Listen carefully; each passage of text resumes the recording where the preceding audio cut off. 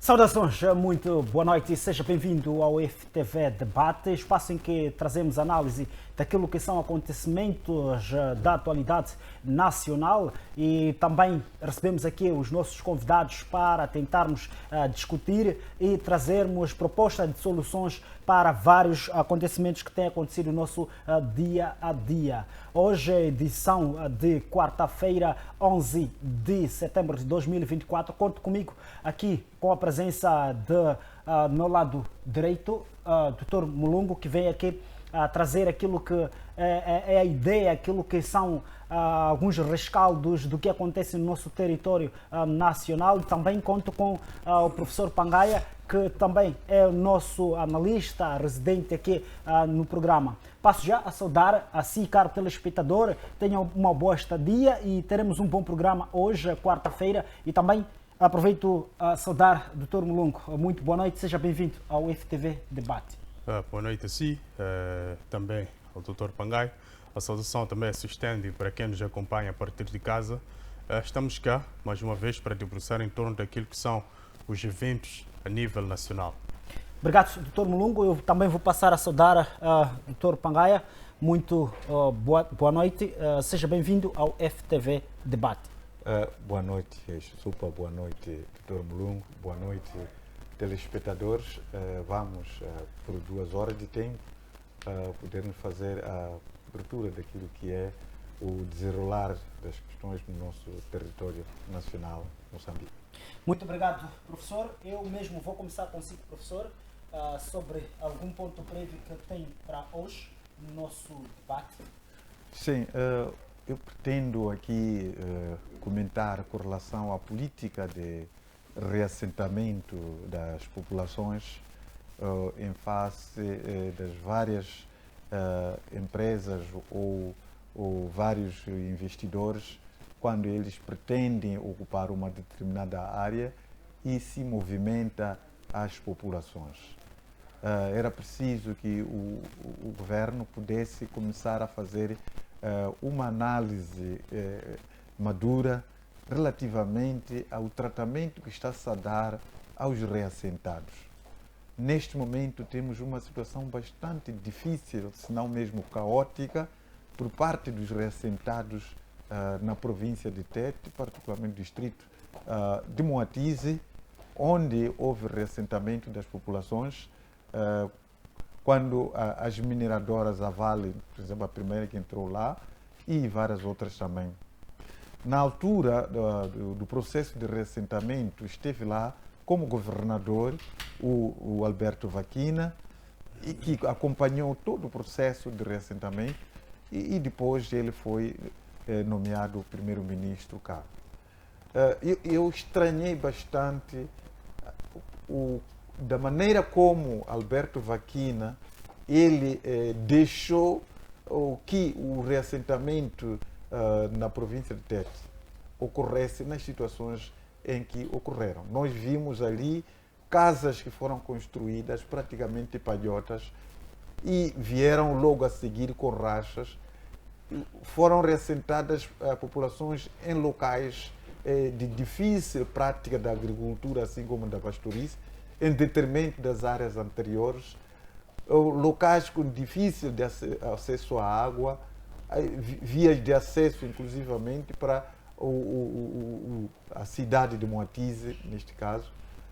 E hoje a situação está cada vez mais difícil, porque as pessoas não têm como poder produzir como tinham antes e, para além disso, não se beneficiaram também de alguns postos de emprego que foram criados por aquelas mineradoras, e assim sendo, há uma pobreza absoluta que está-se a passar no reassentamento da Cateme, inclusivamente no reassentamento que foi realizado na própria cidade de Moatize, onde, para além das dificuldades de poder ter a subsistência, tem ainda o fenômeno da poluição intensa que está a acontecer naquele lugar.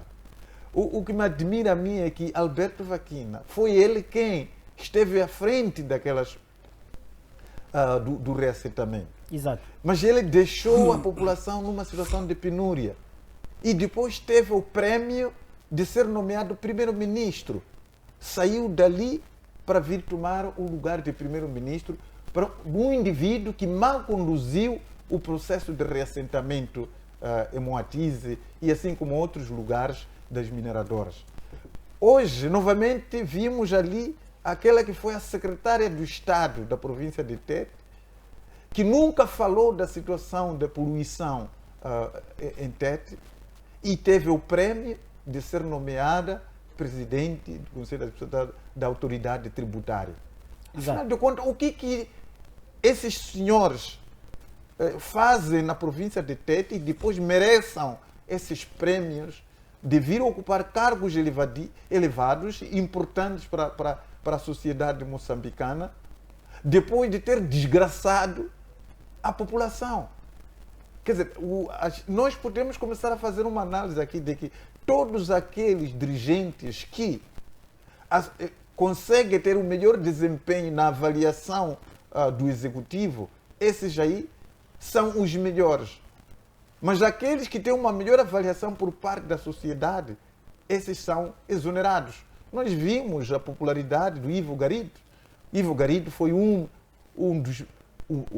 ministro que jamais podemos assemelhar com todos aqueles que passaram pelo Ministério da Saúde.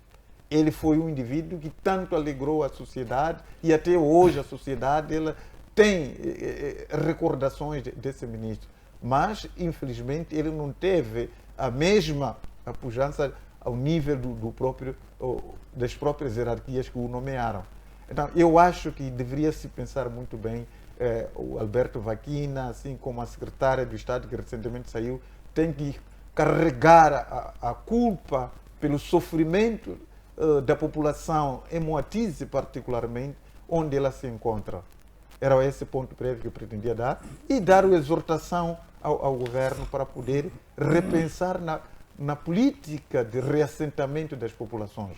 Aquele cenário que está a acontecer dos reassentados Moatize é desolador e ninguém tem que ficar assim sem poder repensar a solução daqueles problemas. Exato.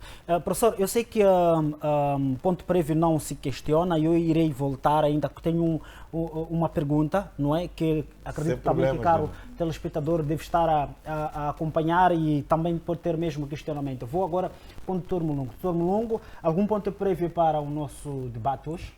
Bem, o meu ponto prévio vai em torno daquilo que foi o pronunciamento do Presidente da República quando a comemoração do Dia da Vitória, dia 7 de setembro, no sábado, na província de Maputo. Olha, o Presidente da República traz aqui uma espécie de ultimato para com os insurgentes ou os terroristas em Cabo Delgado. Ele diz que é melhor que os terroristas ou os insurgentes entreguem-se porque a paciência está a esgotar. Isso é uma espécie de ultimato que o Presidente da República emite, na qual também faz menção da identificação dos cabecilhas deste grupo que tem, de facto, aterrorizado as populações de Cabo Delgado. Olha, o que eu tenho a dizer em torno deste pronunciamento do Presidente da República é que, se de facto já temos a identificação de cabecilhas, ou tem os nomes, como faz menção o Presidente da República, eu acho que já temos condições suficientes para, em parte, isto é uma hipótese, para em parte, trazer estas pessoas a uma mesa de negociação, conversar, entender o que é que estas pessoas de facto pretendem, quais são as suas reais motivações para de facto trazer alguma solução naquele ponto do país. Uma outra hipótese é que de facto, se há estas pessoas, estes nomes, então o Estado, na capacidade que um Estado tem como o nosso, que eu acredito que tenha, pode de facto emitir mandatos de busca e captura contra esses indivíduos e de facto serem responsabilizados por tudo aquilo que tem feito na província de Cabo Delgado. É verdade que já ouvimos muitas das vezes a se falar que não se negocia com os bandidos, mas em termos históricos, tanto a nível internacional ou a nível interno, não temos, de facto, no nosso palmarés, uma vitória, de facto, categórica em termos de guerra. Ou seja, todo tipo de guerra ou todo tipo de conflito, numa primeira fase, ele precisa de uma base negocial, onde há entendimento e cedências mútuas para conhecer um desfecho pacífico. Quando olhamos para o próprio dia em que o presidente esteve a proferir essas palavras, que é o dia 7 de setembro, é que foi exatamente no dia que se assinou o acordo de Lusaka, que de facto ditava o fim da luta de libertação nacional, que visava libertar Moçambique, e aquele era um entendimento de que Moçambique, sim, passava para a administração total e completa dos moçambicanos. Então, assim, nós estamos a ter, de facto, registros de que a negociação, de facto, ela é que traz resultados. O mesmo nós assistimos depois na Guerra Civil, a Guerra dos 16 anos em Moçambique, também terminou com as negociações entre o governo moçambicano e a Renamo. Então, estes pontos todos que estou a trazer culminam, de facto, em negociações. Então, estou em crer que é possível negociar, há espaço para negociar com aqueles indivíduos para que haja, de facto, um ambiente pacífico a nível nacional, principalmente quando estamos aqui à espera que o 9 de outubro nos traga um novo governo para o próximo mandato. Criando aqui uma espécie de ponte, este é o meu segundo ponto prévio, criando uma espécie de ponte, é que nós temos ouvido por aí a se falar, de facto, de uma possível guerra no futuro entre o Moçambique e o Ruanda. Bem, eu, de facto, queria concordar com este posicionamento, na medida em que, se eu for a buscar aqui aquilo que foram os dados da entrada dos militares ruandeses, fala-se de cerca de 7 mil homens que têm, de facto, policiado a zona de Cabo Delgado, aqueles que têm tentado, de certa forma, salvaguardar aquilo que é a nossa soberania naquela zona. 7 mil homens sem esposas, são pessoas que, de facto, têm as suas necessidades biológicas, têm, de facto, os seus apetites sexuais. E uma vez na busca da satisfação dos seus apetites sexuais, como sendo pessoas normais, podem, de facto, começar a ter aqui alguns herdeiros. E esses herdeiros podem, de facto, numa primeira fase, identificar-se como ruandeses, porque as leis, tanto de Ruanda, tanto de Moçambique, acredito que abrem espaço para que esses indivíduos escolham aquilo que é a sua nacionalidade. Então, tendo essa abertura, eu acho que esses indivíduos futuramente podem se declarar grupo separatista pro-ruandês naquela zona de Cabo Delgado. É por isso que também já temos uma preparação em termos de pensamento.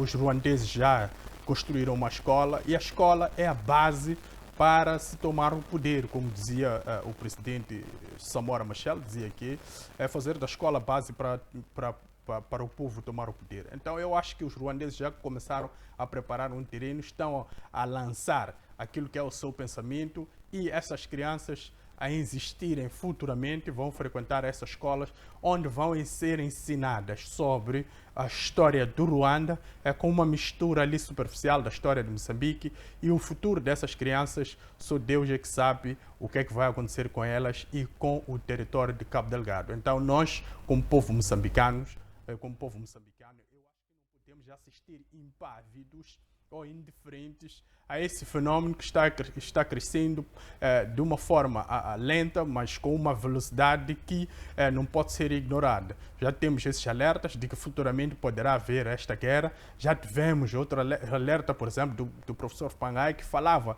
desta criação de uma república de Cabo Delgado. Então é preciso pegar esses dados todos e não serem ignorados e, de facto, tomar decisões que vão ajudar o Estado moçambicano naquele ponto do país no futuro.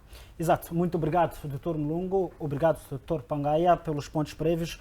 No entanto, nós vamos avançar para o nosso primeiro tema do dia, que é o rescaldo da campanha eleitoral. E depois poderemos discutir alguns pontos que acho necessário e o telespectador também acha necessário levantar diante desses dois pontos prévios apresentados, que são a situações que estão a acontecer atualmente e precisam de um breve olhar. Pode não estar aqui no nosso rol de temas, mas também vamos discutir porque são questões que interessam à nação, interessam ao telespectador e interessam a todos nós. Começando com mesmo o Dr. Mulungu, como que olha para esses dias que já passaram desde o início da campanha eleitoral? Qual é o balanço que pode fazer sobre todo o cenário que está a decorrer durante a campanha eleitoral? Bem, eu faço uma espécie de balança positiva. Eu acho que até aqui ainda não tivemos certas incidências que transformam esta campanha eleitoral em uma campanha negativa. Ainda estamos num nível em que considera-se de facto aceitável para aquilo que são as exigências de uma campanha. Mas olhando, vou entrando mesmo na ideia dos 4 candidatos, os seus partidos, porque os outros partidos políticos que estão nesta corrida, alguns andam na surdina, não estamos a perceber o que de facto está-se a passar, então não temos sentido de facto a sua capacidade de influência do indivíduo para aderir ao seu manifesto. Então vou aqui descorar apenas desses 4 partidos que têm os seus representantes para a presidência da República. Quizá podiam atirar alguma pedra por ter esquecido aqui que a Nova Democracia, de facto, tem demonstrado a sua musculatura política, está, de facto, à procura de voto. Mas, ok, eu queria entrar aqui, de facto, vou começar pelo Partido Mãe, que é o Partido Frelimo. Bem, o que temos assistido é um grupo da Frelimo que tenta, de facto, fazer aqui uma campanha em profundidade. Quando digo em profundidade, é que a Frelimo ela é experiente nesta matéria de campanha, ela conhece tão bem as zonas recônditas do nosso país. Quando olhamos para aquilo que é a sua campanha, percebemos que ela tem a capacidade, não só por estar, de facto, a administrar o próprio Estado, mas ela tem uma capacidade em termos de ideais, de chegar até onde os outros não conseguem chegar. O mesmo acontece, de facto, com a Renamo, mas eu ainda vou entrar na Renamo. Numa primeira fase, vou me debruçar sobre a Frelimo. Olha, a Frelimo, ela tem, de facto, feito uma campanha positiva, fora algumas incidências, quando olhamos para as má interpretações. Má interpretação no sentido de temos visto pessoas ou alguns representantes do partido nas suas células a recolherem números de cartão e contacto daquele indivíduo. Há uma percepção de que é para o possível enchimento de urnas. Agora, a questão que eu coloco a esta percepção de que é para enchimento de urnas é como é que o indivíduo poderá, de facto, encher a urna só com o número do cartão e o contacto pessoal de cada pessoa que recolheu. Eu acho que aquele é o levantamento de dados, ou seja, no sentido de que estas foram as pessoas que nós conseguimos, de facto, chegar até elas numa situação em que na cidade de Maputo verifica-se que há muita gente que não recenseou, então não tem cartão. Então, aquele é um comprovativo que cada grupo contém de que eu consegui, de facto, chegar até essas pessoas. Porque no final do dia faz-se um balanço em cada partido, eu acho que a Frelimo faz o seu balanço e as pessoas devem apresentar dados. E uma das formas que as pessoas encontraram para apresentar dados é apresentar o número do telemóvel e o número do cartão de eleitor daquelas pessoas com que elas cruzaram-se durante a sua campanha diária. Então, eu acho que a ideia de enchimento de urnas, se baseando neste preceito, ela acaba caindo por terra. Não estou a ignorar que, de facto, haja esse enchimento de urnas. Ela pode existir, mas não exatamente através deste mecanismo. Este mecanismo não me parece muito crucial também para que ela, de facto, consiga influenciar este enchimento. Então, depois pego aqui a ideia da Renamo, o Suf Momad apareceu com uma vassoura e a ideia do Suf Momad é que ele vai varrer os corruptos, os ladrões e toda aquela administração pública que tem funcionado de uma forma indevida. Eu concordo muito com esta ideia do Suf Momad de aparecer com uma vassoura, mas peca por de facto não conseguir a pessoa do Suf Momad em transmitir de facto como é que será feita esta varredura e como é que ele pretende tirar os corruptos, combater estes ladrões, combater essa má administração, porque é preciso aqui vender o peixe, e uma das formas de vender o peixe nesta altura de campanha eleitoral é fazer chegar ao ouvido do eleitorado como é que isto será feito, de que forma, quais são as estratégias que de facto serão aqui adotadas por parte deste indivíduo quando ele for confiado à cadeira suprema do país, que é a presidência da República. Então, entramos também no MDM. O MDM tem pecado muito por ter aqui, consegue fazer campanha quando dá. O MDM há dias que não aparece para fazer campanha, há dias que aparece. O Lutero Simango, eu olhei, apreciei o manifesto do MDM, é um dos melhores manifestos que eu vi em todos concorrentes ou em todos os candidatos. É o manifesto que mais apreciei porque de facto levanta muitos pontos que eu me identifico com os pontos, mas depois peca muito porque há esta incapacidade em transmitir aqueles pontos todos que o MDM traz naquilo que é o seu manifesto. Ou seja, quando olhamos para a Frelimo e olhamos para a pessoa do Daniel Chapo, vimos aqui alguém que aquilo que está no seu manifesto consegue transmitir, ou seja, é em parte resultado de toda aquela máquina que a Frelimo tem que está preparada para lidar com esse tipo de situação. Então eles sabem transmitir isso para todas as populações e para todas as camadas sociais. Então o MDM peca por não conseguir transmitir aquele belo manifesto que tem, que foi bem elaborado e bem pensado. Agora, depois temos o Venâncio Mondlane. Bem, eu acho que este momento de campanha eleitoral temos que controlar os discursos. Os nossos discursos, depois de os ânimos acalmar, todo este processo acabar, podem nos levar para o tribunal. Nós podemos nos sentar numa cadeira como réu. Eu, quando falo isso, falo exatamente dos pronunciamentos do candidato Venâncio Mondlane, quando diz que nós estamos preparados para tudo. E ouvimos ali a população a dizer que você não é nenhum militar, é um civil, mas se der ordem nós podemos apertar o gatilho. Eu acho que este tipo de pronunciamentos, no meio daquela emoção ou do calor da campanha, devem ser evitados. Eu acho que não é um momento certo para expelir certas ameaças ao Estado, porque o Estado, de facto, no final do dia, quando sente-se ameaçado, ele precisa agir. Exatamente. O Estado não pode ser olhado unicamente ou de forma unívoca como sendo o Estado a Frelimo ou o governo. O Estado somos todos nós. Então, aquilo, de facto, não ameaça só ao governo do dia, ameaça também ao cidadão, porque quando apertar o gatilho, não vai apertar o gatilho para o governo, vai apertar o gatilho para a população no geral. Exato. Então, eu gostava aqui de chamar a atenção a este candidato para que tivesse muita cautela nas suas palavras. Ele tem uma capacidade incrível de trazer as massas para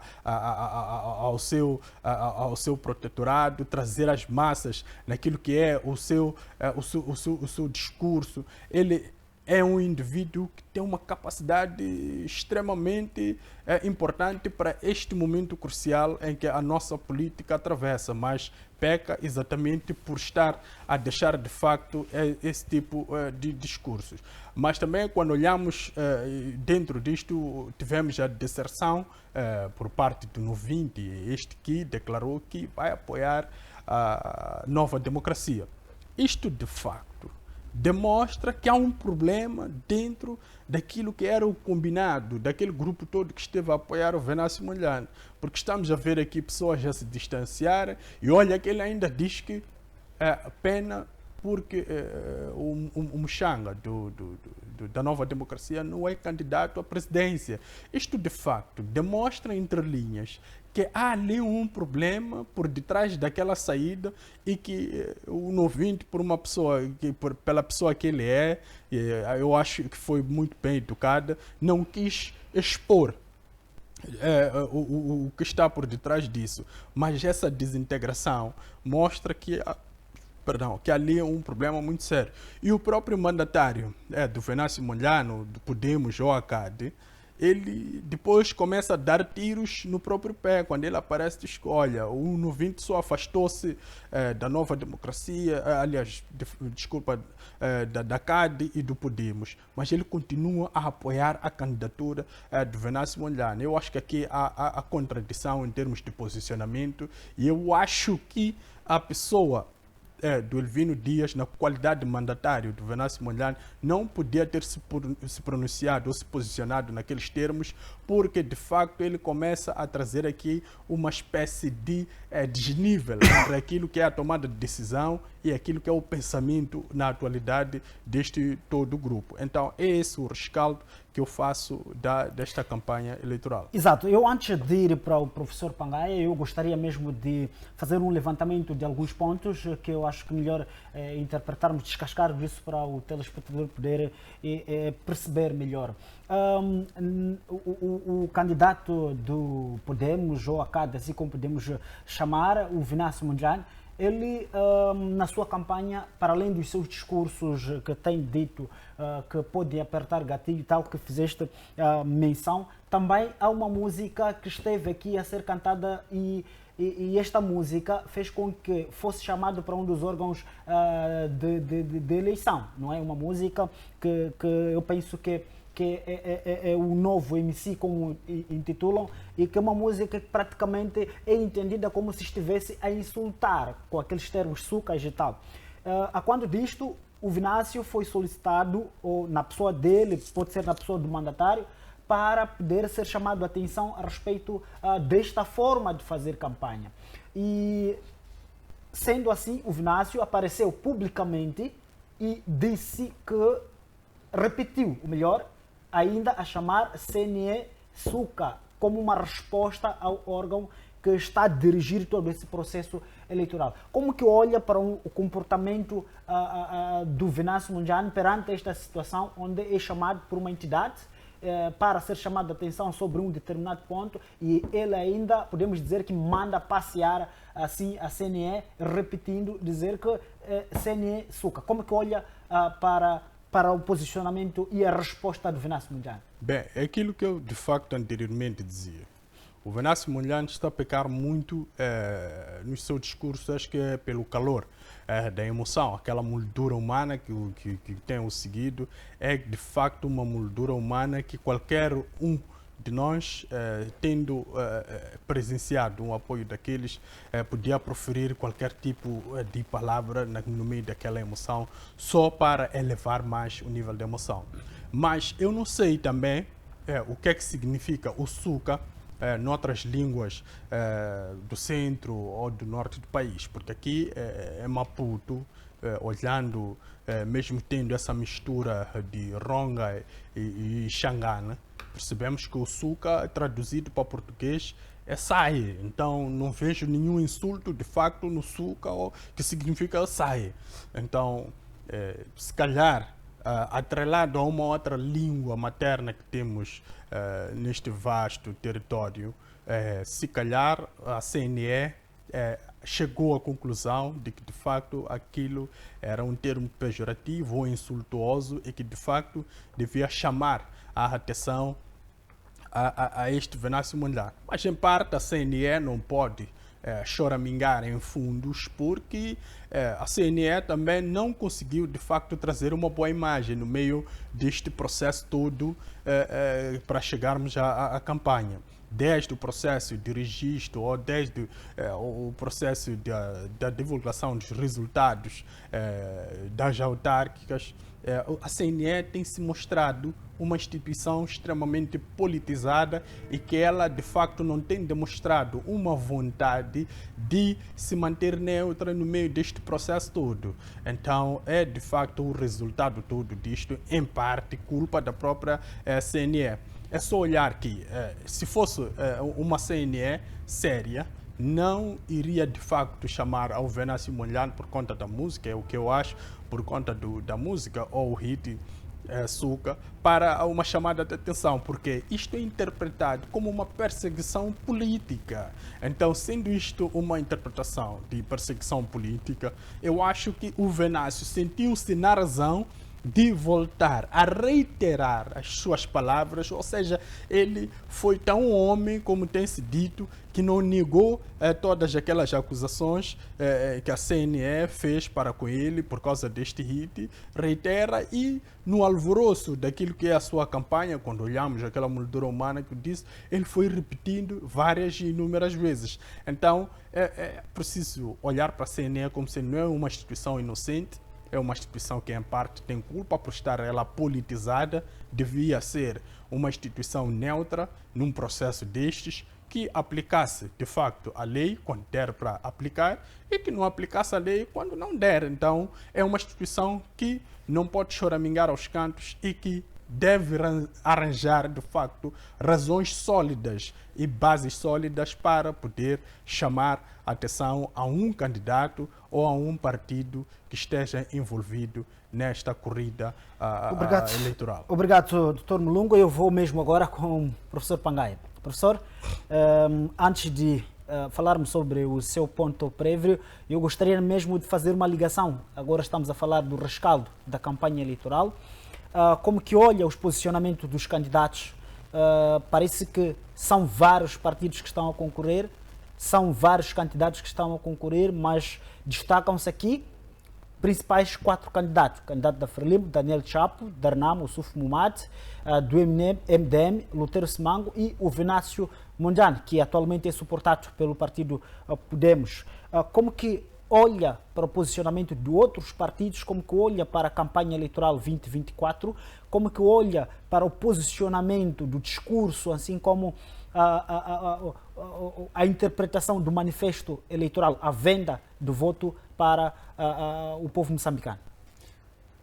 Olha, eu acho que todos os candidatos já estão saturados com relação àquilo que eles deveriam dizer, porque, como nós dissemos nas nossas intervenções anteriores, todos eles praticamente estão a prometer a mesma coisa à sociedade.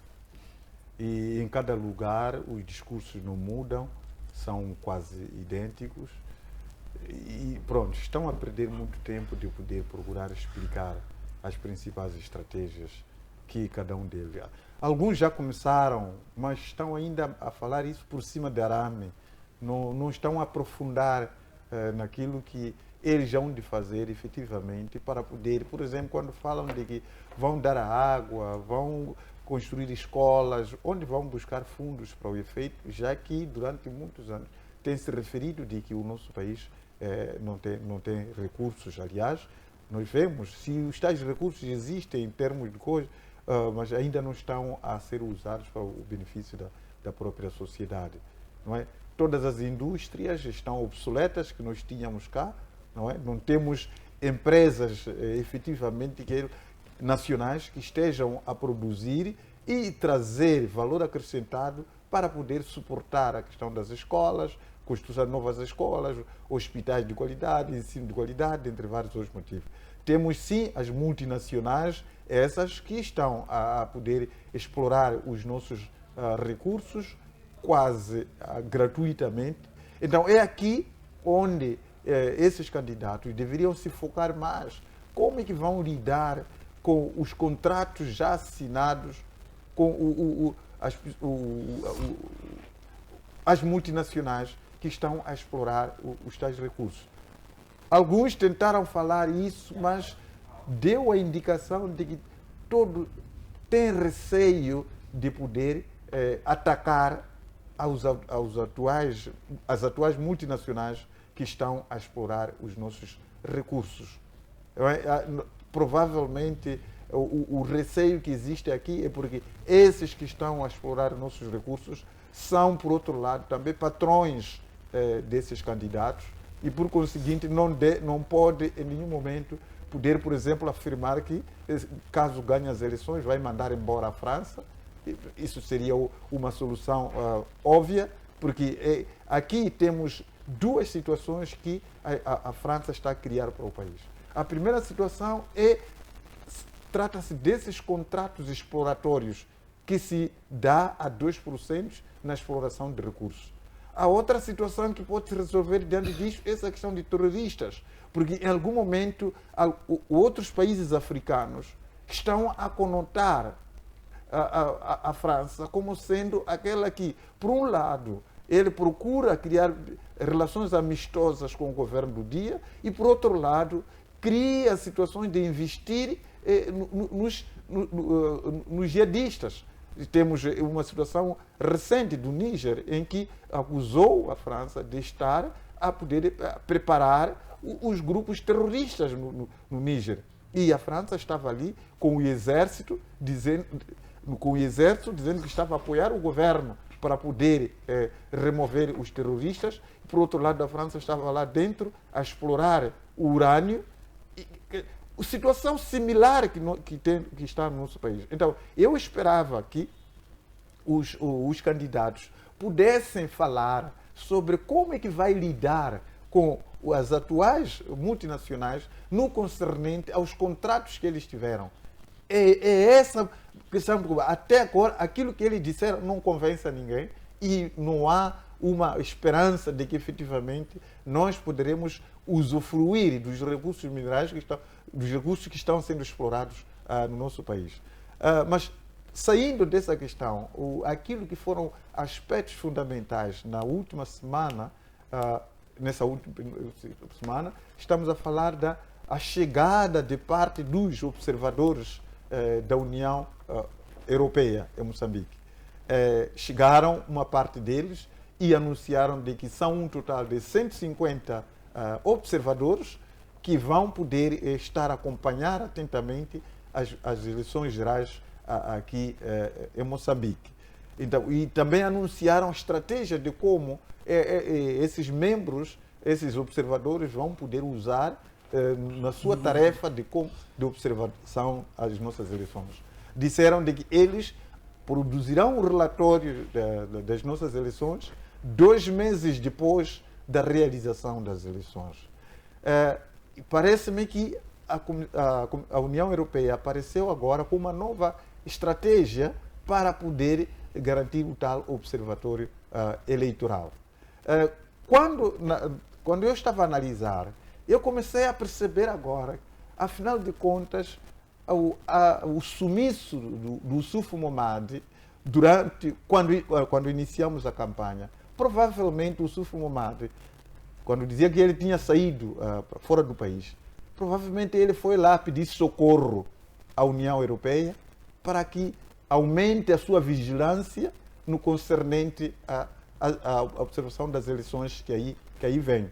Porque pela forma como a União Europeia, esses observadores apresentaram a sua agenda, mostra claramente que algum queixoso aqui internamente foi apegar-se a esses doadores internacionais, mostrando que, olha, nós sempre estamos a perder as eleições, temos feito este, mas aquele controle, e precisamos que haja um controle mais forte em relação àquele que vocês vinham fazendo. Porque senão as eleições, elas pura simplesmente são para o inglês ver.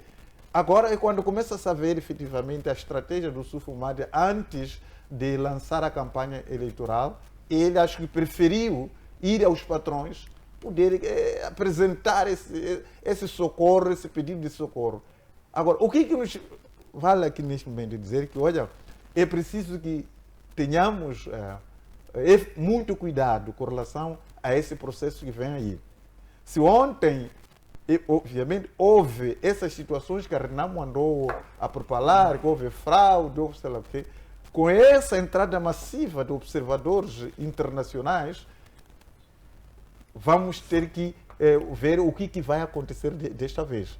Acredito eu que a Renamo deve ter encontrado essa estratégia como forma de buscar mais testemunhos e mais seriedade naquilo que tange a questão do acompanhamento do processo eleitoral. Exato. Outro ponto importante que ocorreu na última semana é essa denúncia do relator da CIP de que há uso de viaturas do Estado para as campanhas eleitorais.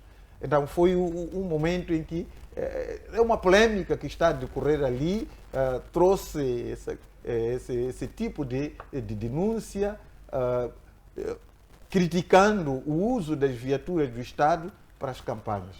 Mas analisando este relatório, eu acho que o relatório não só deveria ver a questão de uso das viaturas do Estado para as campanhas, dentre vários outros recursos. O que está sendo usado pelas campanhas que não seja do Estado? O próprio dinheiro que os partidos estão a usar é do Estado. As próprias pessoas que estão a fazer campanha, maioritariamente são funcionários e agentes do Estado, que no fim do mês estão a ter salário do Estado. Então, dentre vários outros, praticamente, nós temos que aceitar que, a partir da altura em que nós aceitamos realizar eleições, temos que perceber que essas eleições têm custos para o Estado. E todos os recursos, praticamente, que estão sendo empregues para as campanhas, são do Estado, sejam viaturas, sejam recursos financeiros, sejam recursos humanos, todos eles são do Estado. Professor, ainda bem que tocou neste assunto. Aqui parece que deve haver uma claridade em que quais materiais utilizar para a campanha, quais não utilizar para a campanha. Penso que a própria lei eleitoral observa estes pontos. Imaginemos, há mesmo viaturas, vamos dar o exemplo de viatura, por exemplo, seja viatura, uma ambulância, uma viatura da polícia, esta viatura também faz parte do Estado. Será que é admissível usar uma ambulância ou uma viatura da polícia para poder fazer a campanha eleitoral? Olha, Chusupa, tudo que está a se usar na campanha é do Estado. Por que pegar só nas viaturas?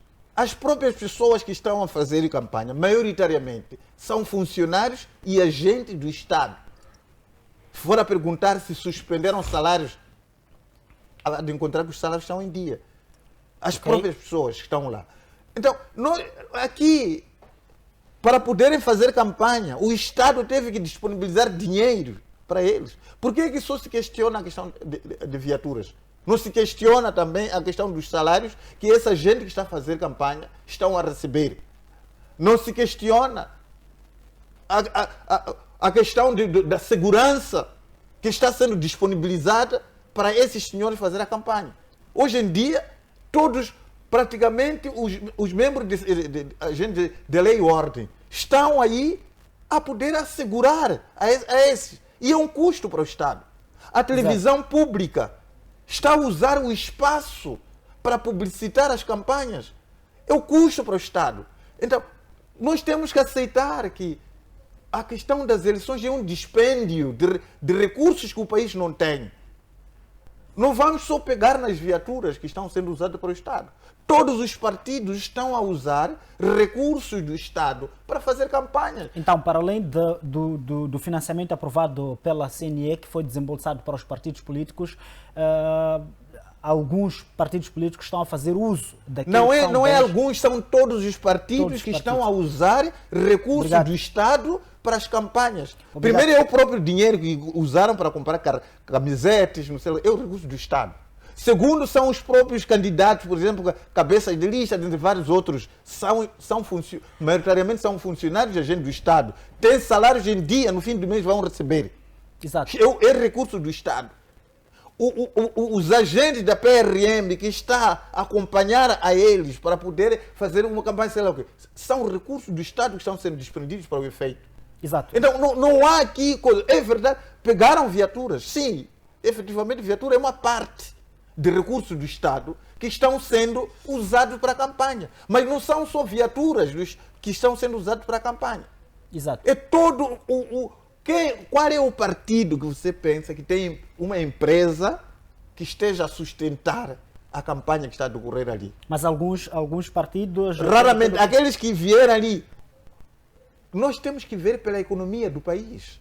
temos que ver as indústrias do país que poderiam estar a alimentar a pujança de sustentar o esforço de campanha de cada um desses partidos. É diferente desses países centrais, em que cada partido tem uma fonte de recursos e os próprios membros trabalham em empresas multinacionais, onde tem salários chorudos, que conseguem tirar alguma percentagem para poder pagar como cota. Os membros dos partidos que existem, onde buscam um valor suficientemente capaz de dar como cota para poder suportar a campanha que está a decorrer neste Exato, momento. essa é uma pergunta que, caro telespectador, vai nos ajudar a responder nos nossos comentários. Eu vou agora com o Dr. Mulungu. Dr. Mulungu, falando nesses recursos ociosos, até porque o Partido Frelimo disse, em jeito de suspense, que devia declarar bens de proveniência ilícitas, mas vamos pegar concretamente em alguns pronunciamentos e comentários que têm decorrido nas mídias sociais, em que as pessoas observam os recursos que estão sendo utilizados pelo Partido Frelimo em particular, que falamos de helicóptero, a moldura humana que aparece ali, a gestão por trás, logística por trás de todo aquele trabalho que tem sido desenvolvido, e já estão a surgir especulações sobre endividamento ou não endividamento. Mas também sabe-se que dentro do próprio Partido Frelimo, como sendo um partido já de longa data, com muitos anos de experiência, tem aquilo que se chama de cotas no partido. Os membros pagam as cotas. E parece-se que o próprio candidato, Daniel Chapo, tem se deslocado de helicópteros, viaturas, e como que olha para a logística do Partido Frelimo e também a logística de outros partidos? Bem, eu acho que aqui é muito equívoco e há uma ideia, se calhar, muito errada das coisas e que se calhar eu posso tentar esclarecer. Bem, eu sou muito desconfiado quando aparecem algumas organizações que se intitulam da sociedade civil a falar exatamente do uso indevido das viaturas nas campanhas. Exato. Viaturas pertencentes a instituições do Estado. Que o mais estranho é que essas organizações, sendo da sociedade civil, para mim, deviam se empenhar em educar o cidadão a, de facto, não fazer este uso indevido daquilo que são os bens do Estado ou o património do Estado. Por quê? Não é só no tempo de campanha. Quantas viaturas nós encontramos com matrícula do Estado ou com escritas de instituições estatais ou públicas estacionadas nas barracas, ou a carregar lenha, a carregar estacas, a carregar cimento, a carregar areia por aí nos bairros. São várias essas viaturas, mas eu acho que se essas organizações se empenhassem em incutir no cidadão que o cidadão pode interpelar essas pessoas e de facto exigir que essas pessoas não façam este uso indevido dessas viaturas, não teríamos hoje um debate no meio da campanha eleitoral de que há o uso indevido de viaturas do Estado. Então é preciso ter uma base de onde começar para que nas próximas eleições, daqui a 5 anos, vamos voltar a debater o uso de viaturas do Estado na campanha eleitoral. Porque há algumas pessoas, funcionários ou agentes do Estado de má fé, que usam essas viaturas como seu instrumento de trabalho, que agem de má fé.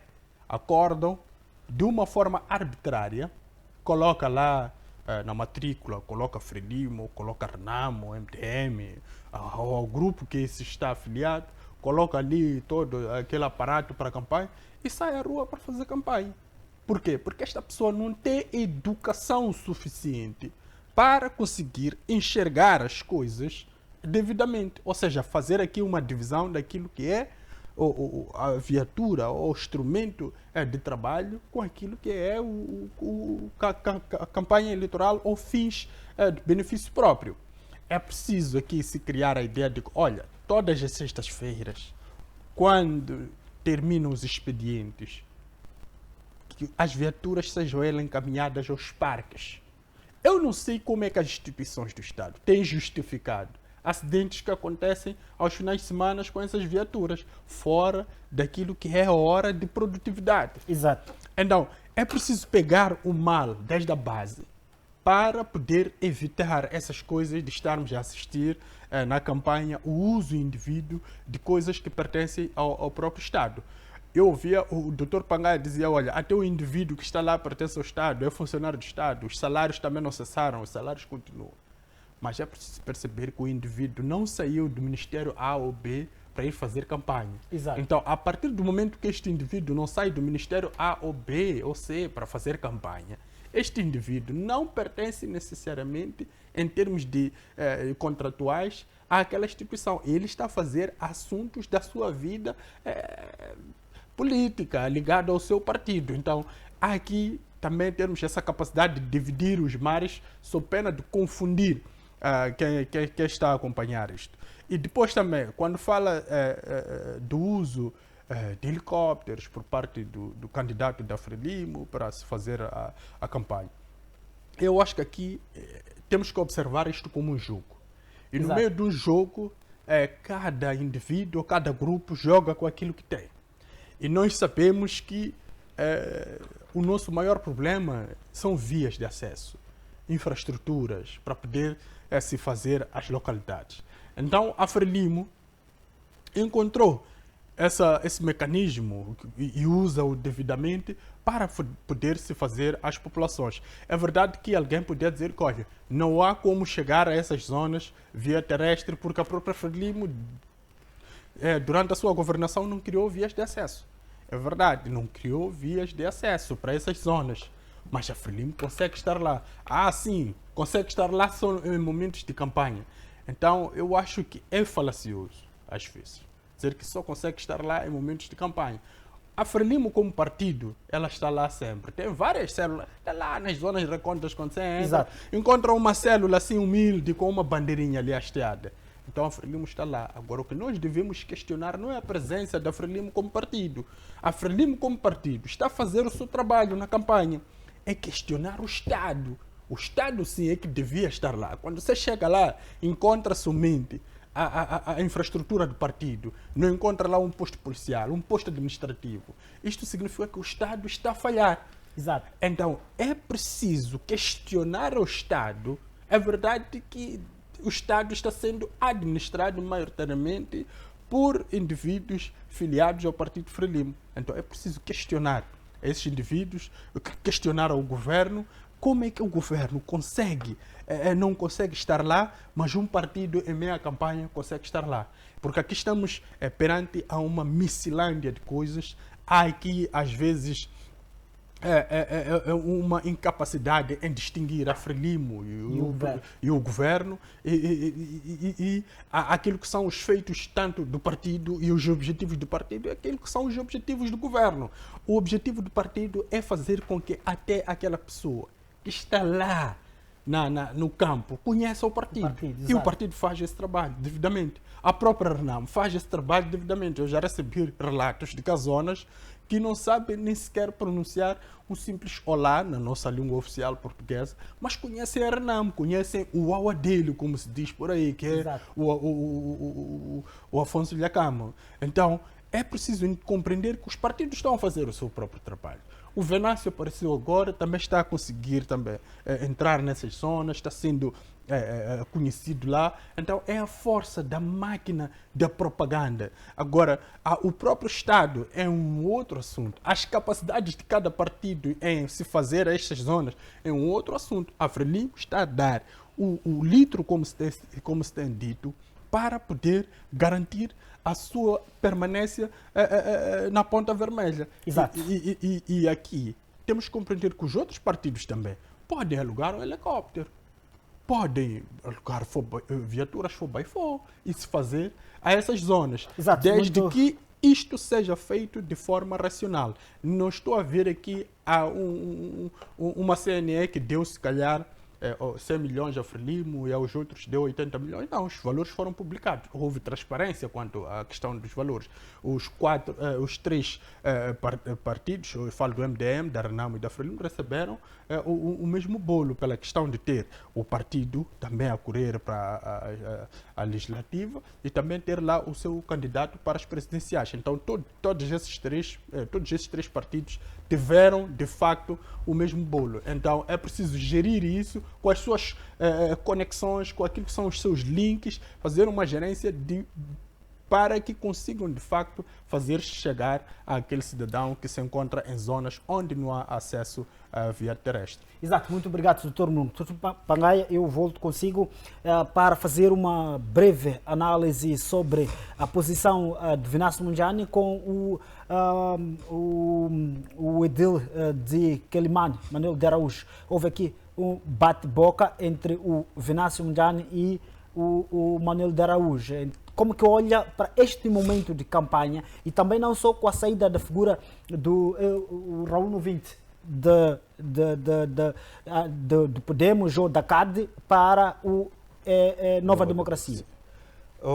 Ok, antes de chegar de abordar esse assunto que é mínimo praticamente, só queria poder... Eu estou preocupado com essa questão de recursos, que em algum momento nós podemos estar só virados de viaturas, mas, como eu dizia, que são todos os recursos que todos os candidatos, os partidos estão a usar para as campanhas são do Estado. Isso não podemos ter dúvidas. Para além disso, maioritariamente das pessoas que estão envolvidas nessa campanha estão a roubar o Estado. Porque estão a fazer campanha em tempo útil de atividades. Quando eu dizia de que maioritariamente são funcionários do Estado, é que eles, no lugar de estar nos seus postos de trabalho para poder produzir para este país, estão na rua e deixaram os seus lugares vazios. Então, o Estado está a pagar pessoas que não estão a trabalhar neste momento. 45 dias estão fora dos seus postos de trabalho, não estão a fazer campanha em tempo de lazer, estão a fazer campanha em tempo útil. Razão pela qual que sempre temos questionado que o país, na véspera de campanha, deixamos de produzir, porque maioritariamente todos estão envolvidos em campanha, com salário garantido, apesar de não estar no seu posto de trabalho. É por isso que estou a dizer que mesmo os recursos humanos são do Estado.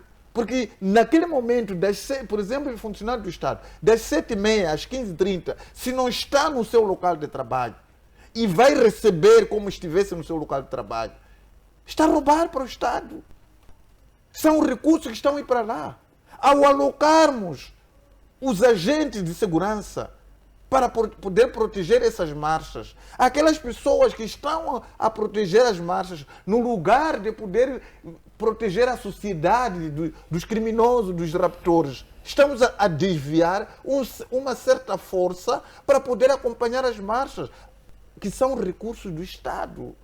Então, neste momento, estamos a dizer que é falacioso pura simplesmente pensar que são apenas as viaturas do Estado como sendo os únicos meios que estão sendo surrupiados para as campanhas. Temos aqui recursos humanos que estão sendo desviados para as campanhas, temos os recursos financeiros que estão sendo desviados para as campanhas, temos esses recursos materiais, tecnológicos, computadores, entre várias outras coisas, estão neste momento ao serviço da campanha. O país está neste momento mais uma vez parado.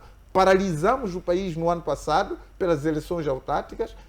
Agora voltamos novamente a paralisar o país por essas eleições e nós estamos severamente a ser enganados por esse processo de garantir a distribuição de poderes, gastando o pouco que nós...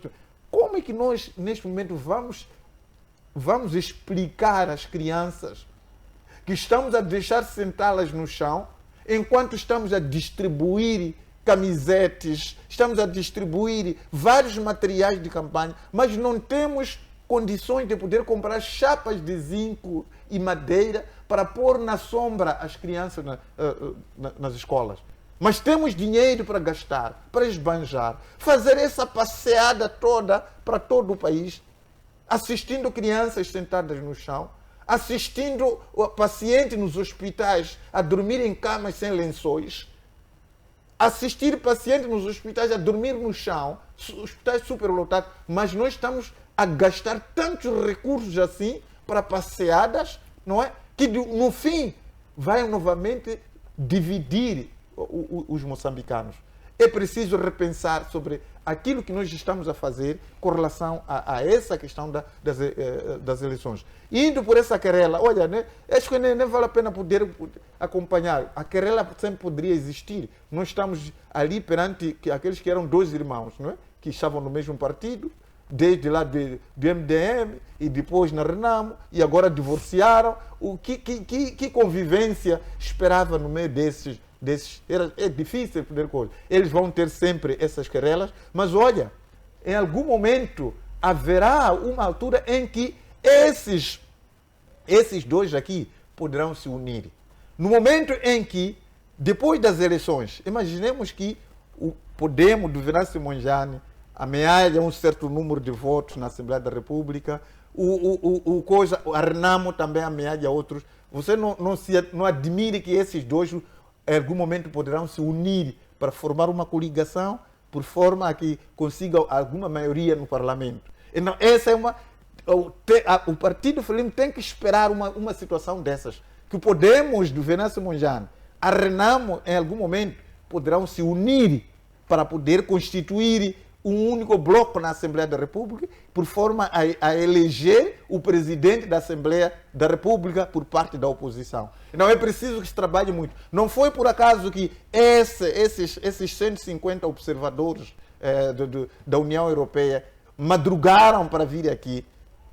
Nunca aconteceu uma situação dessa, dificilmente acontece isso. Madrugaram vir para aqui uma parte delas e já anunciou a estratégia de como vai acontecer. Já não vai ser aquela terminadas as eleições, logo emitirem o relatório. Dizem que vão esperar 2 meses. Esses 2 meses são para quê? É mesmo naquele período da contagem de voto, anúncios, sei lá o quê, é a partir dali onde eles hão de intervir para, mais uma vez, atiçar o fogo das querelas eleitorais que vão poder ocorrer. Então, temos que ter gol. Eles hoje estão assim de costas viradas. Estamos a falar desse o Manuel de Araújo e Venâncio Mondlane, mas poderá aparecer um momento em que esses Renamo e Podemos poderão se juntar para poder lutar com o inimigo comum, que é a Frelimo. Então, nós temos que esperar momentos extremamente difíceis nas próximas eleições. Estão ali esses senhores que estão cá dentro a verificar tudo quanto está a acontecer para, no fim do dia, poder coisa. Então, provavelmente seja essa a estratégia do Sufo Momad, que, no princípio, ele sumiu para o estrangeiro e logo agora estamos a ver o resultado disso, a vinda dos observadores de uma forma prematura. Exato. Muito obrigado, Dr. Pangai. Professor Mulungu. Sim, eu queria exatamente comentar em torno daquilo que foi o último posicionamento do Dr. Pangai, que é extremamente interessante, mas só queria trazer aqui a ideia de que, olha, por mais que como é que se diz, o Podemos e a Renamo consigam constituir a maioria na Assembleia da República, eu acho que a nossa lei não abre espaço para que os deputados façam uma eleição do presidente da Assembleia ou da presidente da Assembleia. Eu acho que esta é uma nomeação que de facto é reservada ao presidente da República. É ele que tem competências para fazer esta nomeação. E é verdade, sim, que pode futuramente haver esta união e será bem-vinda, porque estamos aqui a trilhar momentos extremamente significativos no nosso panorama democrático. Então, se isto for a se efetivar de facto, isso vai demonstrar que há aqui uma vontade de desenvolver a nossa democracia que precisa muito de contribuições deste género. Agora, eu de facto queria comentar em torno do assunto que está sendo muito notório neste momento de campanha eleitoral aqui em Moçambique, mas que muita gente está a tentar ignorar. É a questão da intolerância política. Eu estou a ver muito isto até em grupos de WhatsApp. Hoje em dia, quando em grupos de WhatsApp tem membros da Frelimo, da Renamo, e de facto eles ostentam aquilo que é a sua vontade e ostentam as bandeiras ou alguns dizeres dos seus partidos, eles são de facto vilipendiados e sofrem algumas sanções. E uma das sanções que temos assistido em grupos de WhatsApp é a remoção. Exato. Então, isto demonstra de facto que há uma compreensão errada da democracia. Nós estamos a ter uma democracia que não está a abrir espaço para termos lá democratas. As pessoas elas estão muito intolerantes, que quando alguém exibe aquilo que é a sua vontade, aquilo que é a sua ideologia, as pessoas não conseguem lidar com esse tipo de coisa. Ou seja, parece que olham o adversário como inimigo, não como um adversário político. Exatamente. Então, nós estamos a ter muitas querelas a nível da juventude, porque há quem apoia o Venâncio Mondlane, quem apoia o Sufo Momado, o Daniel Chapo, apoia o Lutero Simango, mas o que estamos a perceber é que, maioritariamente, o grupo que apoia o Venâncio Mondlane, ele é muito hostil a ideias contrárias. Exato. Quando se espara com grupos ou indivíduos que apoiam a Frelimo, na sua maioria, cria aqui uma espécie de atrito. E isto, de facto, percebe-se também nos próprios analistas políticos, acadêmicos, quando eles, de facto, têm um receio em colocar críticas à pessoa do Venâncio Mondlane ou aos atos do Venâncio Mondlane neste momento de campanha, porque há aqui um receio de vai perder seguidores na sua rede social, ou será motivo de debate nas redes sociais, vai sofrer uma espécie de perseguição por parte daqueles que apoiam o Venâncio Mondlane, ou vai ser cancelado, como se diz. Eu acho que este grupo de pessoas estão sendo infelizes para aquilo que é o espaço democrático. Este é um momento em que nós devemos cada um manifestar aquilo que é o seu desejo, aquilo que é a sua vontade.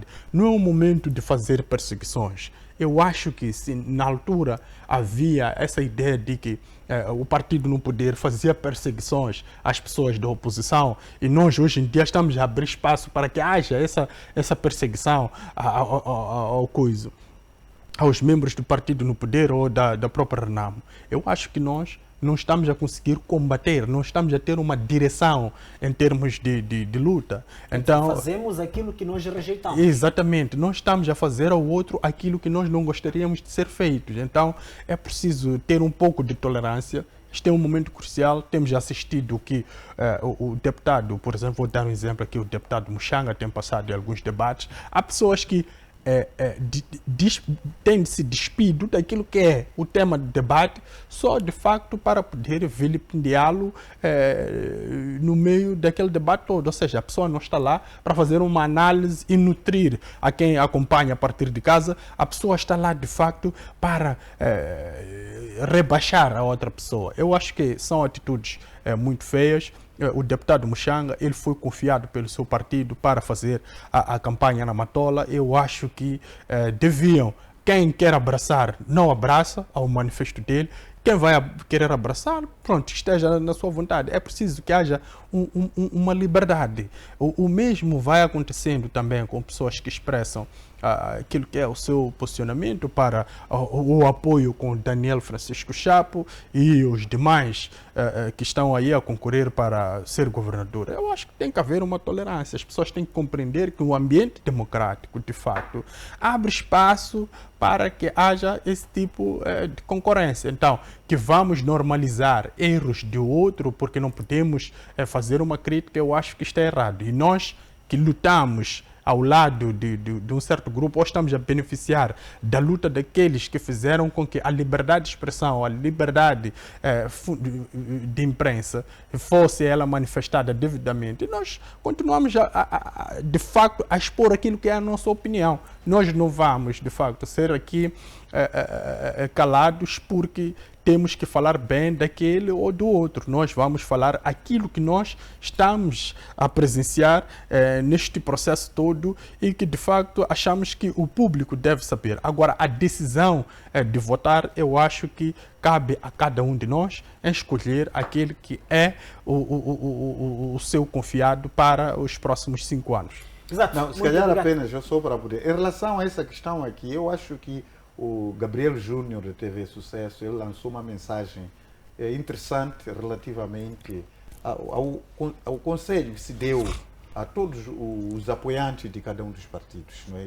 Tem que haver espírito de tolerância e que não pode haver essa porrada um contra o outro. E não há um grupo aqui sério que podemos dizer que esse é um grupo honesto, que não está a agredir o outro. Quase todos, quando os ânimos sobem em cada o grupo de apoiantes, então acabam criando esse cenário de porradas. Eu acho que efetivamente o Gabriel Júnior saiu-se muito bem ao poder lançar aquele apelo, por forma que todos aqueles que estão a apoiar os candidatos, não agridam ao outro. São as opções políticas que cada um tem e, por conseguinte, não deve haver essa situação de coisa. Quer dizer, é aquilo que nós temos visto nas equipes de futebol. Há locais em que, quando se jogam, equipas adversárias sempre terminam empurradas, não é? Tudo isso porque os adeptos não controlam os seus ânimos. Então, mas, neste caso, o apelo está lançado, controlem os ânimos e nada de porrada naquilo que cada um possa ter escolhido. Agora, Dr. Mulungu, o presidente da Assembleia da República não é nomeado pelo presidente da República. O presidente da Assembleia da República, ele é eleito pelos deputados que foram eleitos em cada círculo eleitoral. Imaginemos que temos 250 deputados que vai constituir a nossa Assembleia da República. Eles entram lá e chegará um momento, cada partido vai poder meter ali o seu candidato, submeter à eleição. Aquelas bancadas, aqueles partidos vão conseguir meter seus representantes, então eles vão indicar, vão propor o seu candidato para concorrer às eleições do presidente da Assembleia. Então o que vai acontecer é que aí os deputados vão poder eleger o presidente da Assembleia. Então, se o Renamo e Podemos, por exemplo, conseguir maior número de votos que supere, por exemplo, os deputados da Frelimo, obviamente que esses dois podem se unir para poder eleger um deputado de consenso da Renamo e de Podemos para ser o presidente da Assembleia da República, como forma de colocar na oposição na Assembleia a Frelimo. Então, é nesse contexto em que em algum momento podemos esperar que Venâncio Simões venha a se reconciliar com a Renamo em algum momento na Assembleia da República. E isso tem que haver muito cuidado. Quer dizer, uma situação que poderemos ter neste caso. Que tem que ser colocado isso nas contas de quem pretende efetivamente ter maioria e conseguir colocar o presidente da Assembleia da República. Senão, na próxima legislatura, poderemos ter um presidente da Assembleia da República da oposição, por exemplo, e um presidente da República do atual partido no poder. E isso poderá dificultar imensamente naquilo que se trata da aprovação do plano quinquenal do governo, por exemplo, não é? Porque ali vai imperar, vai haver ditadura de voto na Assembleia da República para aprovação do plano econômico social, por exemplo, plano quinquenal, dentre vários outros aspectos que poderão ocorrer ali. Então, essas eleições aqui poderão nos trazer efetivamente uma outra era no Código. Por isso que tem que se trabalhar imensamente, tendo em conta também aquilo que vai ocorrer nos próximos momentos. Agora, ainda voltando para aquela questão do coisa, quando eu dizia... Mas eu queria pedir que não perdesse seu fio de pensamento, iremos voltar depois do intervalo com este ponto, sim. A não ser que... É só para... Não poderemos voltar mais a essa questão de viaturas. Pode avançar. Era apenas para falar sobre essa questão das viaturas. Efetivamente, o Estado está a perder muito pelo uso das viaturas do Estado. Que não tem havido maior controle para o efeito. Para além disso, eu não entendo Por que que, por exemplo, tem que se comprar viaturas de tração a 4 rodas para indivíduos que estão a trabalhar nas cidades? Então, isso é que propicia efetivamente que esses senhores que têm direito dessas viaturas de tração a 4 rodas utilizem para outros fins, não é? Que o Estado tinha que se explicar, ou o Executivo tinha que se explicar. Por que razão que a opção são os Ford Ranger, viatura de tração a 4 rodas para os funcionários? Qual é a razão disso? Até agora não há ninguém que veio explicar. É gasto excessivo de recursos para a atribuição daqueles tipos de meios para indivíduos que maioritariamente mais trabalham na cidade. Mesmo que fosse para poder, algumas vezes, viajar para o campo, poderia haver algumas viaturas destacadas só para o campo. Mas aquelas que são para ir das reuniões, entre casa e volta, dos dirigentes, não podiam ser viaturas de tração a 4 rodas. É um gasto excessivo de coisa. Para além disso, o tal controle de uso dessas viaturas é extremamente lamentável. Mas, no entanto, nós acreditamos que, em face dessa denúncia que ocorreu pela CIP, já dá ânimo para que o governo repense nos próximos momentos qual vai ser a estratégia de uso dos meios do Estado. Mas está claro aqui que não são só viaturas que estão sendo sabotadas. Vários outros recursos do Estado estão sendo sabotados por essa questão de campanha. Mas, por nossa opção, quando nós optamos pela democracia, temos que arcar por esses custos. Não há como. Não temos esses membros. Não estamos a ver salários que eles podem ter efetivamente uma percentagem aceitável que possa hoje a sustentar a campanha através dessas cotas. Não consigo perceber disso. Os recursos também são do Estado ou, para além disso, adicionados aos patrões de fora que estão a investir para esses partidos, com outros interesses, com vista a poder colocar, então, ainda mais o nosso país. Exato, muito obrigado, professor Pangaia, muito obrigado, doutor Mulungu. Vamos observar um curto intervalo e já voltamos com mais um tema que nós vamos discutir aqui, que é a questão do Tribunal Supremo, que aprova um guião para os tribunais judiciais distritais de julgarem contenciosos eleitorais. E já voltamos, caro telespectador, para podermos descascar esse tema, que será de muita e suma importância para compreendermos aqui juntos com os nossos painelistas. Até já, depois do intervalo.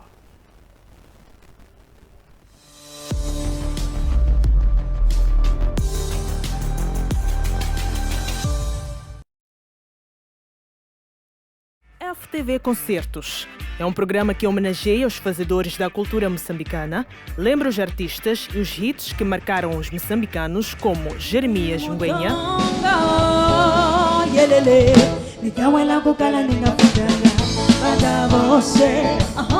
Stuart Sukuma, arrecadam prendas de casamento com festas de arroz. Fernando Chiuri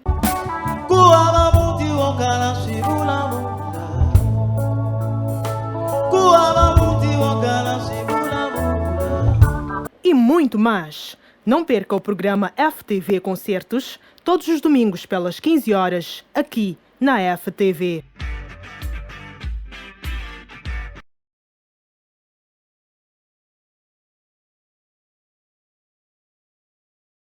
Para lhe fazer o convite a assistir o programa FTV Hits. Programa este que vai ao ar de segunda a sexta a partir das 16h30. Eu só quero este, mas ninguém. Essa distância entre nós não me faz bem, não me faz bem. Hey menina, valoriza tua melanina, pois ela aqui te deixa mais linda. Aqui você acompanha todas as novidades do mundo da música, atualizações das carreiras dos artistas. A música é baseada em fatos reais, como é que é? Nada, quem me dera conhecer alguém assim. Qual é o critério que o Rolê usa para poder fazer seleção das pessoas com qual trabalha? É um bocado complicado, bro. Mistura já som de DJ Dilson.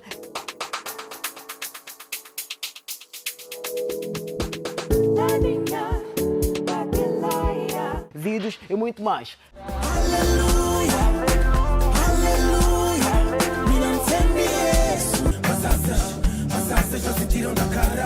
Juntamos como mil, seja mais humilde.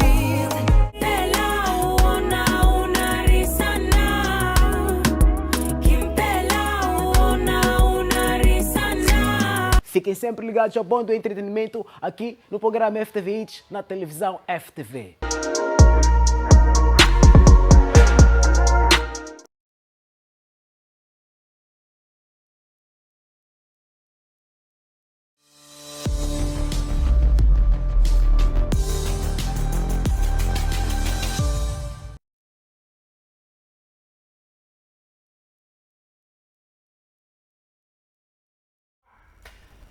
Estamos de volta à segunda parte do FTV Debate, hoje quarta-feira, 11 de setembro de 2024.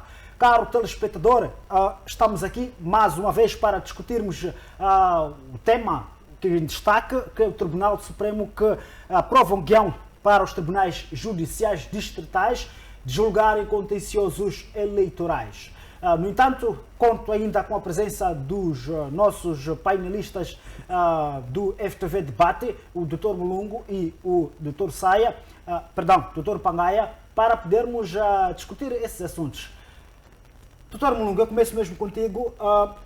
No ano passado, ou melhor, houve vários problemas que levaram os partidos políticos a irem até aos tribunais e também dos tribunais até ao Conselho Constitucional.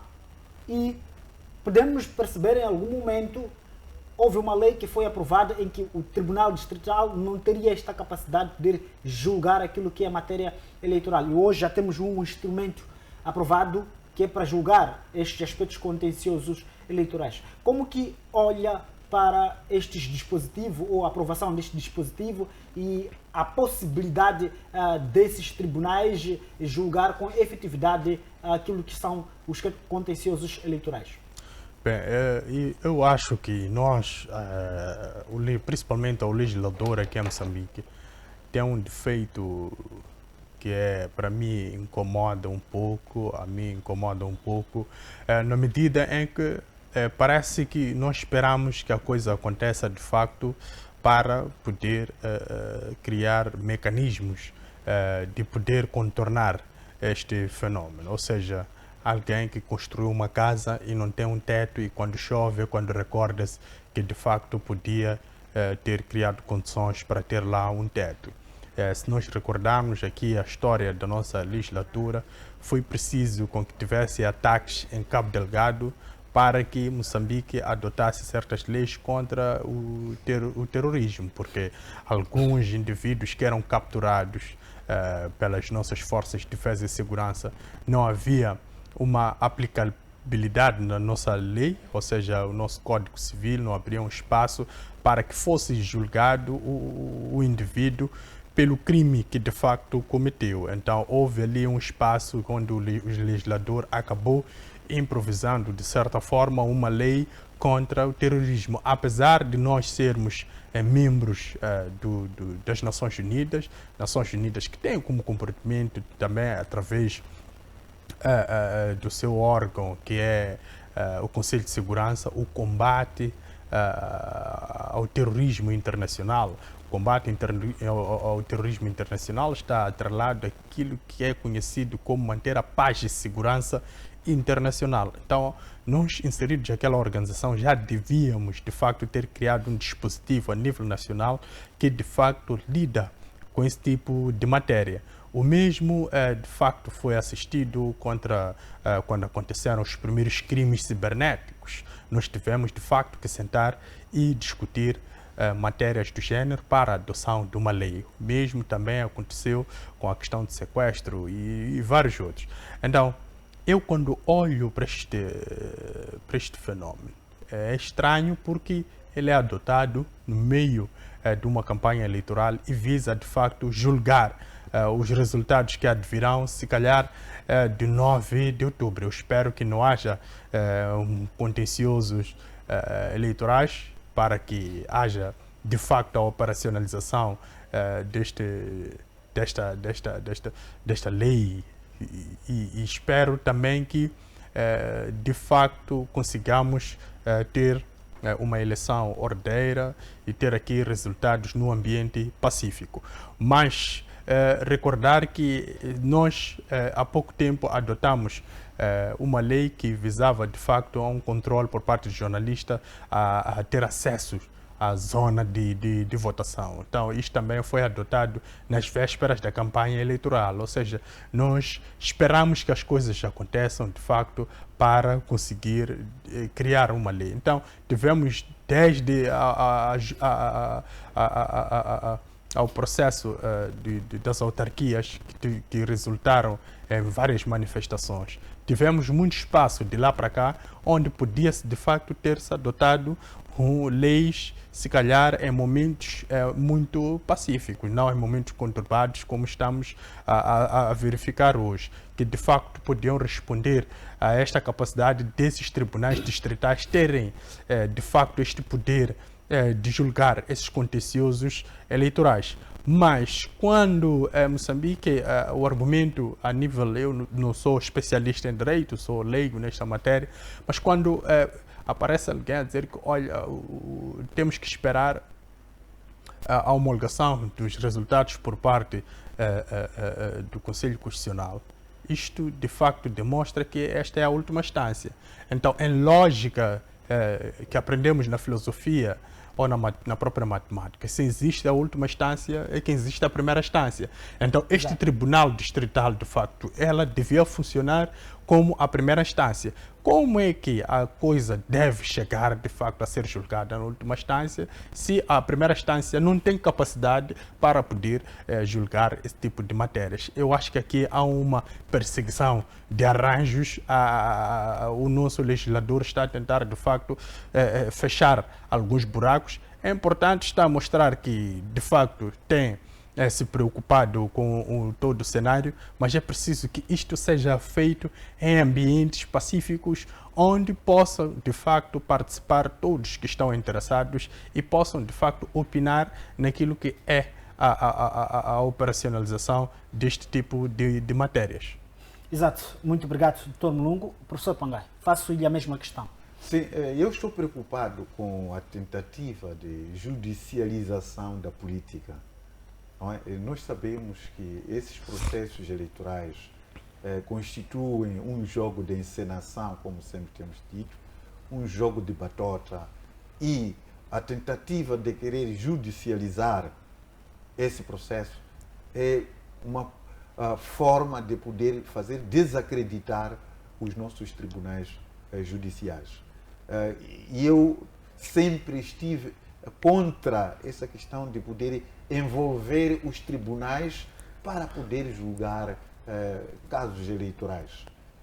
Se calhar aqui poderia-se produzir ou conceber outras instituições também eleitorais para poder julgar esses contenciosos eleitorais e nunca poder judicializar esses processos, nunca pegar a justiça, que é a última instância que todos nós esperamos, que ela tome de uma forma imparcial naquilo que são os nossos direitos.